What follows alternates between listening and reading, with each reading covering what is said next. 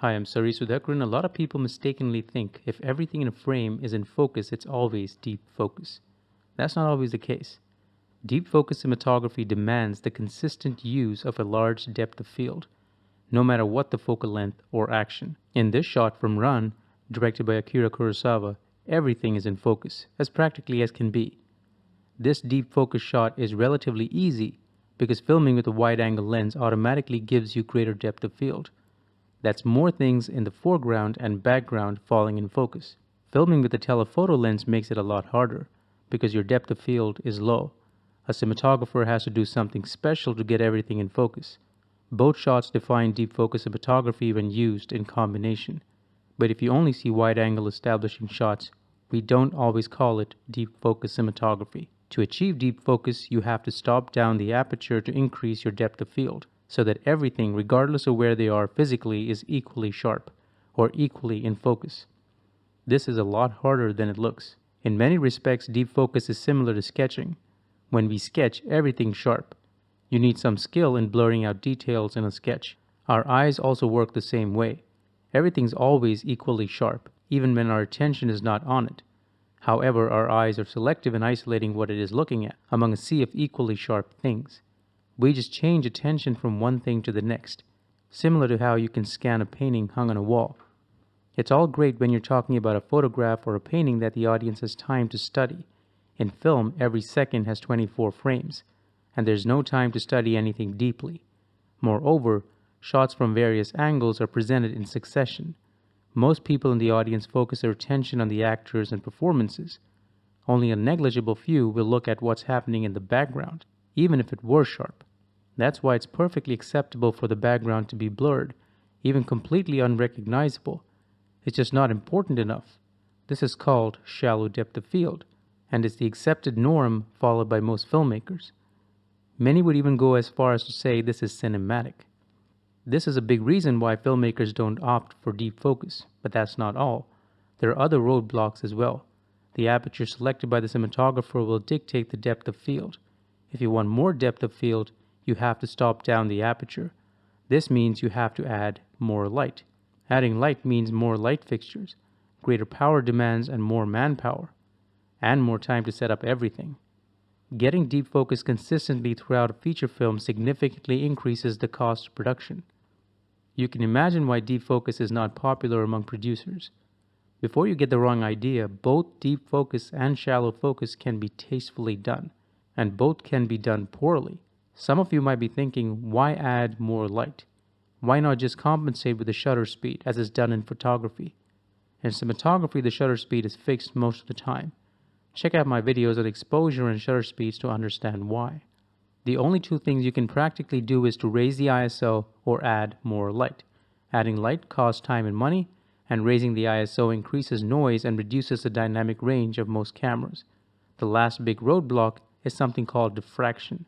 When you stop down a lens to f8 and beyond, the image loses sharpness. You'll find explanations for all of these terms on my site, but if you're serious about your cinematography. A few years ago, I experimented with deep focus on my short film Man Made Love. It's on YouTube. I wanted to see if I could achieve deep focus with minimal light. We were on a tight schedule and budget. I used a red Monstro because it was a better camera for low light. I used Arri master anamorphic lenses and had to stop down to a T8 most of the time to get deep focus.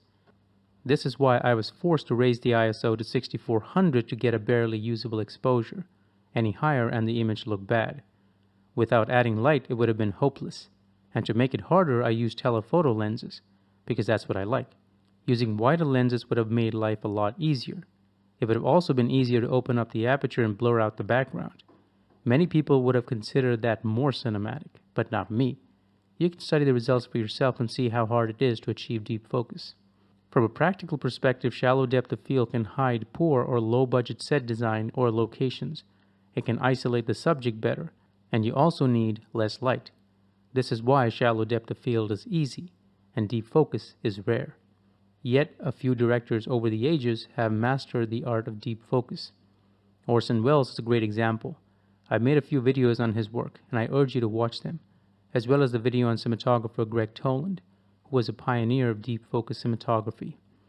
In this video, I'll focus on my favorite director, Akira Kurosawa, and how he used deep focus. I picked Kurosawa because, unlike Orson Welles, Kurosawa was not always wedded to deep focus. He was comfortable with both deep focus and shallow focus. Also, he tended to pick longer focal lengths, making it that much harder. Did he have a good reason to make it hard on himself and his actors and producers? Let's find out. Let's start with Rashomon, one of his early films, low budget with lots of restrictions on equipment and light. There are many scenes where he would have loved to achieve deep focus throughout, like for example this one where the three individuals are sitting at the Rashomon gate during the downpour. When he used a wide-angle lens, he achieved deep focus. When he used longer focal lengths for the mid-shots and close-ups, he could no longer get enough light, and probably gave up on the idea. Yet he fought for deep focus whenever he could. It was not an accident. One often cited reason for deep focus is so you can see two or more things at the same time. For example, here the three actors are talking, and the rain in the background is equally sharp. The question is, will anyone in the audience be looking at the rain? Would it have been so bad for the rain to be slightly out of focus? You can hear the rain over the audio track. You see the rain in the preceding and succeeding shots, so it's not like you'll forget it's raining. Instead of rain, what if it was something more important, like the expression of another person? Later in the film, you have a deep focus shot of three characters, two of whom are about to fight, and the woman is in the middle. The big question is, why do we need to see all their expressions at the same time? Couldn't the director have cut from one expression to the next? In fact, Kurosawa does exactly that at different points in the film. What was so special about this one shot? The only plausible explanation is that's how Akira Kurosawa saw the world. It is a kind of film language, a style, if you will, a way of expressing how you see things at that moment. You're not supposed to look for logical explanations, but subjective ones. The subjective explanation in this case is that Kurosawa was a painter, and his visuals are influenced by traditional Japanese paintings. It is only natural that he tried to replicate this in his films. In High and Low, you have this shot of everyone turning their back to see smoke from a factory. It would have taken time to stage the actors and light it to achieve deep focus.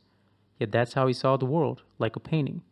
That's probably why almost every frame for most of his films is like a painting, where everything is sharp and recognizable most of the time. Deep focus takes a great understanding of film composition. Your film sets, costumes, blocking had all better be great. Any shortcomings will be painfully visible. Deep focus is a style just as a musician produces a complex melody or a chef creates a complicated dish.